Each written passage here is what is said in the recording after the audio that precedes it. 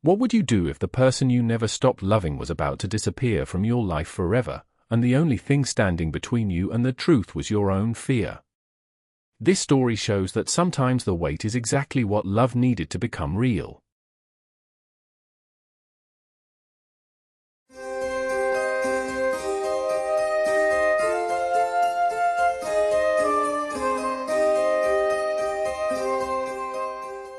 Elena Vasquez labeled the last box with a black marker and placed it by the door of her Chicago flat without looking back. It was March 2019, and the wind outside was slicing through the gap beneath the door like a warning. She had 12 hours before the removal lorry arrived, 14 before her flight to Lisbon, and precisely 0 reasons left to stay, or so she had spent 3 years convincing herself. She almost didn't hear the knock. When she opened the door, Daniel Mercer was standing in the hallway with his coat still on and snow melting into his dark hair, holding a manila envelope as though it weighed more than it should. He was a senior architect at the same firm where she had spent 6 years as a structural engineer, and for most of that time they had been the sort of colleagues who understood one another across conference tables without finishing sentences. Then, 3 years earlier, something shifted. Then it stopped. Then she accepted the Lisbon position and told herself it was the right decision. He looked at the stacked boxes behind her and something passed across his face that he quickly concealed. "I know you're leaving tomorrow," he said. "I'm not here to ask you to stay." She stepped back to let him in anyway. The flat smelt of cardboard and the faint ghost of the coffee she had brewed at 5 in the morning when sleep stopped being an option. Daniel placed the envelope on the kitchen counter and kept his hands on it for a moment before letting go, as though he were releasing something he wasn't certain he should release. "What is that?" she asked. "Something I should have given you a long time ago." He looked up. "Before you go, I just need you to know it exists." She didn't open it straight away. Instead, she put the kettle on, because that was what she did when she didn't know what to do with her hands, and they stood on opposite sides of the kitchen counter in the particular silence that had always existed between them, the kind that felt full rather than empty. He had been the first person she'd called when her mother died, 2 winters earlier. Not because they were close, they weren't, not officially, but because he had lost his father the year before and she knew, without logic, that he would understand what for AM grief sounded like. He had stayed on the phone for 2 hours without trying to fix anything. That was the night she realized she was in trouble. But Daniel Mercer was the sort of man who kept himself at a careful distance from the things he wanted most. She had watched him do it at work, brilliant, precise, always one step removed from being fully present, and she had eventually accepted that she was one of those things he had decided to keep at arm's length. So when he hadn't said anything by the time she received the Lisbon offer, she stopped waiting. She poured the tea and slid a mug towards him. He wrapped his hands around it but didn't drink. "The night of the Henderson project," he said. "The presentation. Do you remember what you told me afterwards?" She remembered. It had been a brutal week. They had been the only 2 left in the office at 11 on a Thursday, and she had said, without thinking, that working with him was the closest she had come to feeling like herself at work since graduating. It was more honest than she intended. He had gone quiet in that way of his, and she had walked to the lift before she could make it worse. 2 days later he was distant again, and she'd told herself she had imagined the moment. "I went home that night," he said, "and I wrote you a letter." He nodded towards the envelope. "That letter." She looked at it. "He kept writing letters," he said. "Every time I nearly said something and didn't. Every time I thought, and then decided I was wrong to think it." He exhaled slowly. "There are 11 of them in there. I never sent any of them because I convinced myself you deserved better than someone still figuring out how to be in a room with his own feelings." Elena set down her mug. For a moment the whole flat was nothing but the sound of snow against glass. "Daniel," she said carefully, "why are you here the night before I leave?" "Because I found out you were going," he said, "and for the first time in 7 years I felt something I couldn't rationalize away. He looked at her directly. I'm not asking you to stay. I know you built this move, I know Lisbon is real and right for your career. I needed you to know that every time I pulled back, it wasn't because you didn't matter. It was because you mattered too much and I didn't trust myself not to ruin it. She opened the envelope. The letters were handwritten, each one dated. She didn't read them all. She read the first one, from the week after the Henderson project, and had to put it down. His handwriting was small and careful and entirely unlike the way he spoke, open in a way he never allowed himself to be allowed. He had written about the way she argued in meetings, precise and fearless. He had written that she made him want to be better at being present. He had written that he was terrified of that. She read the last one next. It was dated 4 weeks earlier, when she had announced the Lisbon position in a company meeting. It was 3 sentences long.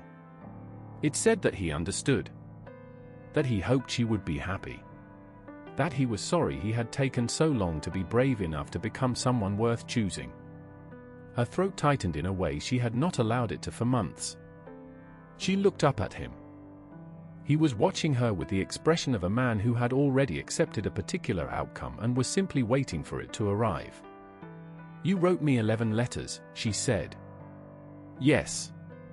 And you brought them to me the night before my flight. I know, he said. I know how that looks. It looks like fear, she said. It looks like you needed the deadline to make it safe. Because if I leave anyway, you never have to find out what would have happened. He was quiet for a long moment. Then, softly, he said, you might be right. She folded the last letter back into the envelope. Her heart was doing something inconvenient and she needed a minute. Here was the thing about Elena Vasquez that she had never told anyone. She had left every city she had ever loved before it could leave her first. Sao Paulo, Barcelona, New York. She moved not because she was restless but because she had learned, somewhere between her parents' divorce and her first real heartbreak at 23, that it was safer to be the one who decided when things ended. Lisbon was not merely a career move. Lisbon was a preemptive exit from a feeling she hadn't been able to outrun. She had loved Daniel Mercer for at least 2 years and had become very good at not examining that too closely. She stood up and walked to the window. The city was white and quiet below her, streetlights blurring through the snow. If I stay, she said, I don't mean in Chicago. I have the position, I have the flat there, I have a plan. But if I open this, she lifted the envelope slightly without turning round, and we try, I need to know you won't disappear the moment it becomes real. Because I can survive leaving. I have done it before. What I cannot survive is staying for something and having it quietly dissolve because you got frightened. She heard him set down his mug. She heard him cross the kitchen. He stopped close enough that she could see his reflection in the dark window glass beside hers. I have been frightened, he said, for 7 years. And I am still frightened now. But I am more afraid of you boarding that plane than I am of anything that happens if you don't. He paused. That's new for me. I want you to know that's new. She turned around. They were close in the way people only stand when they have already decided something, even if they haven't said it yet. She thought about the letters. 11 letters. A man who had been paying attention for 7 years and writing it down in private because he didn't yet know how to say it aloud. That was not indifference. That was fear shaped exactly like hers, simply facing the other direction. She thought about the flight confirmation in her email. She thought about the flat already rented in Lisbon, the team waiting for her, the version of herself she had designed not to need this.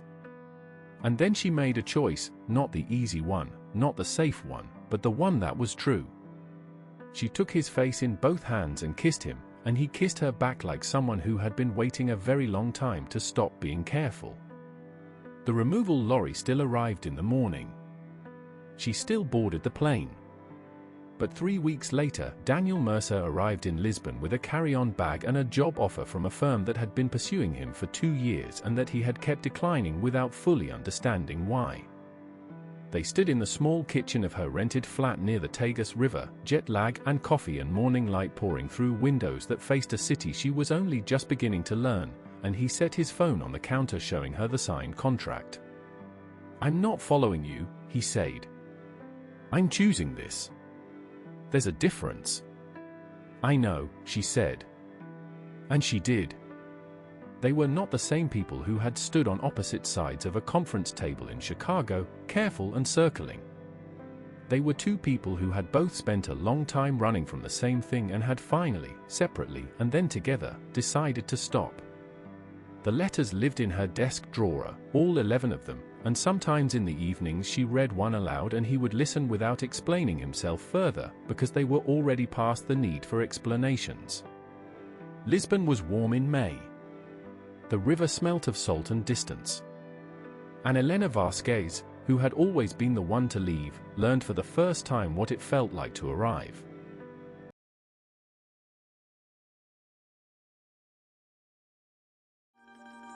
Did you enjoy today's story? Do stay with me for a moment. Do let me know in the comments, which city are you watching from? Did this message touch you? And if you have ideas for future stories, please share them. Your suggestion may become our next video. Leave a like if this message meant something to you. Subscribe so you don't miss what's coming next. If you think someone else would appreciate this message, do share it. And if you'd like to support the channel, have a look at the links in the description. Some are affiliate links, which support us at no extra cost to you. Thank you for being here. See you in the next video.